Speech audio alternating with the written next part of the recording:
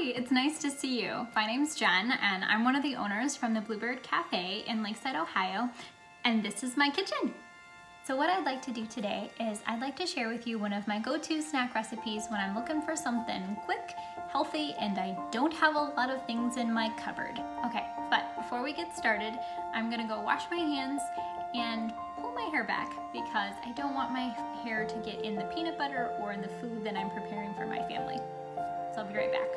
So we're gonna take apples and turn them into cookies, all by the way that we cut them. Promise you won't judge my pile of dishes over here, but this is real life, y'all. I have my giant knife, and then you're gonna cut just down the apple like that, basically through the core, okay? And it doesn't really matter the thickness, but I find that like a 1/4 inch thick is kind of my go-to. You don't want it too flimsy that you can't spread your peanut butter on it and have trouble. Oh my gosh, I really need to sharpen this knife. They all have, you know, the seeds, this little beautiful star core in the center. Sometimes I'll leave it in just because I just am in a hurry. You can poke them out with a fork pretty easily. They come out, or you can even just tap them a couple times and they'll come out. I happen to have a little cookie cutter that's really small. Sometimes you get those with like cookie cutter packets. You just put it right over top of the core, pop it out, and then you have this like nice little cookie donut that you can use. Kids can put it on their fingers, whatever, doesn't matter. It's just a different way of looking at an apple slice. Okay, so you're just gonna take your peanut butter or your seed butter, whatever your butter of choice is here, and you're just gonna slather it on.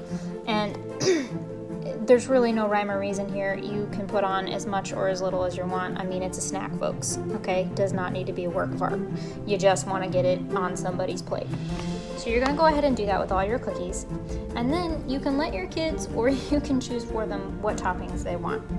For me today, I'm gonna get a little bit of coconut, put a little bit of coconut on mine, and then I'm gonna do a little bit of my homemade chocolate sauce. But you don't really need to put chocolate sauce on it. The apple is sweet enough as it is. I'm just really craving chocolate.